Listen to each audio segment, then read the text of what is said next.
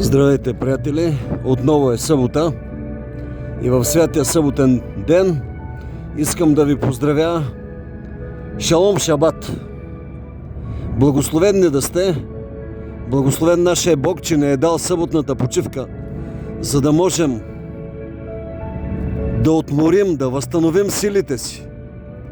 Благословението, което е дадено от нашия Бог, след 6 дни работни, да почиваме, е голямо. Бог знае, че имаме нужда от почивка. И това е шабата, съботата. Съботата е онова, което ни дава възможност да се отделим от суетите на живота. Дава ни възможност да почувстваме насладата от общуването с великия Бог, нашия Творец. Защото не случайно апостол Павел казва, че в него живеем, дишаме, движим се. И Бог е определил място на заселищата на всички народи, дано биха го напипали и познали дори. Обръщайки се към римляните в 1 глава и от 20 стих надолу казва: дано биха го познали и напипали, след като познаха Бога, не го прославиха като Бог, но извратиха се в своите мъдрувания. Днес сутринта пиех кафе и се радвах на общуването с моите приятели. Радвах се на това, че Бог не е подарил един с друг да можем да се виждаме, да общуваме, да се обичаме в семействата, в приятелствата, в работата. Благословенни бъдете и нека всяка една събота да бъде за вас радост. Шалом Шабат, мир вам, както Исус беше в синагогата. Ако отворим Евангелие от Лука, 4 глава, 16 стих, ние виждаме Исус в синагогата да говори след възкресението на Исус, както някои почитат неделния ден, който е първи ден на седмицата, творчески ден от сътворението. Погледнете Битие 1 глава. В първия ден на седмицата Бог твори, в първия ден на седмицата Исус Христос възкръсна, защото дори и в спасителната за нас изкупителна жертва и смърт, Той почете съботния ден. Почете съботния ден, шабата, и възкръсна в първия ден на седмицата неделя.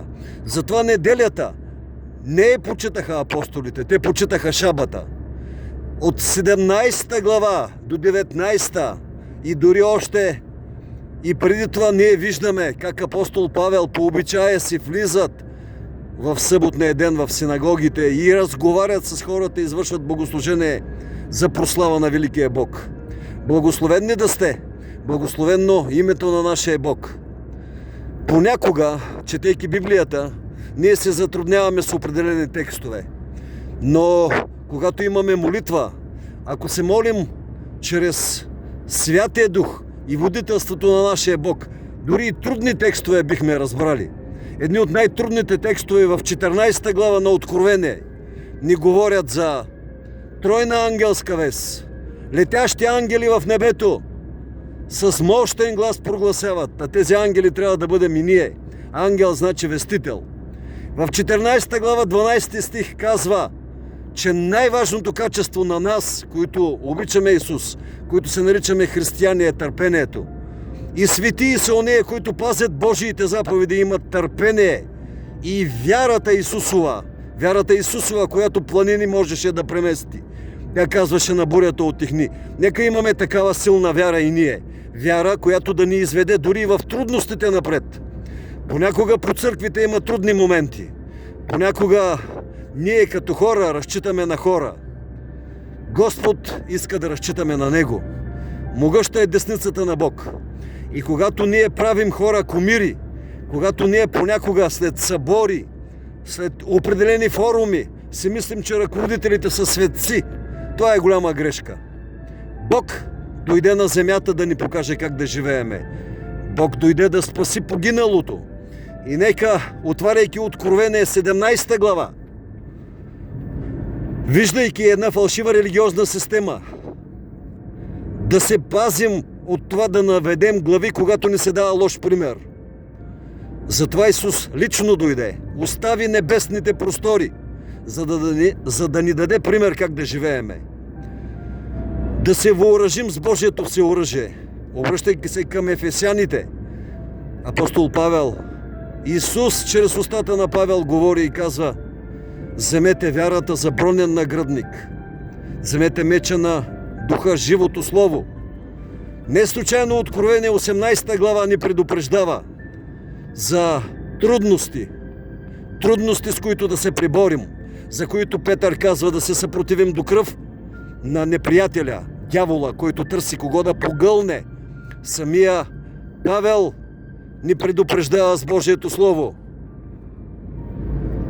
да внимаваме, защото дяволът търси кого да погълне от нас. Който мисли, че стои, да внимава да не падне. Благословен да сте и в святата събота. Нека всеки един от нас да има силата да следва нашия Бог. Понякога е трудно, понякога самота ни мъчи, понякога ни мъчи неразбиране, понякога хората, които сме обичали, ни обръщат гръб. Понякога самите ние обръщаме гръб на хора, които ни обичат.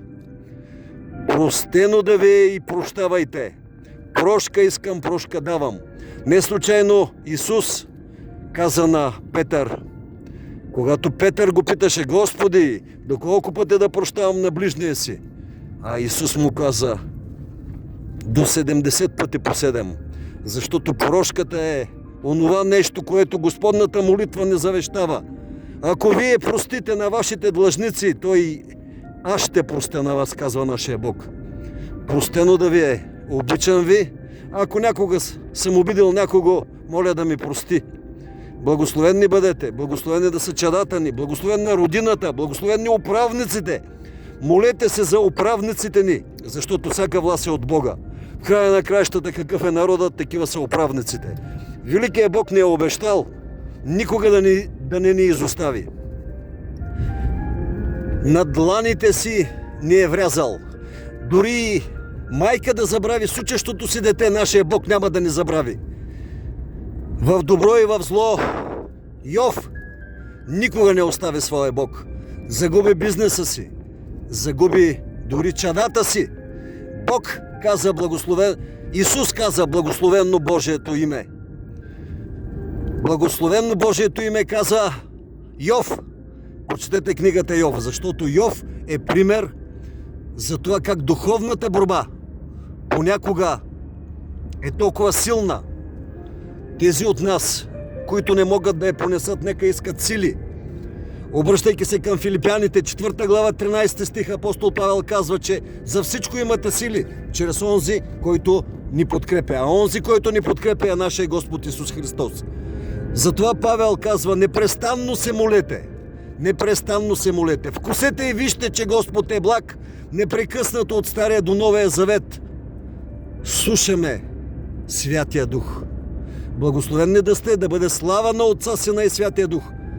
Благословенно Божието име, благословен нашия Бог, благословен на съботата днес. И нека щастие и мир да има в сърцата, в домовете ви, в душите ви. Изтрийте сълзите си. Нашия Бог не е обещал ново небе и нова земя. И ще отрие всяка сълза от очите ни. Благословенни болните, благословенни страдащите, благословенни необичащите, за да обичат, благословени невярващите да повярват. Още веднъж казвам: благословена майка България и нашите политици, които ни ръководят от сега и до века. Слава на Божието име! Амин!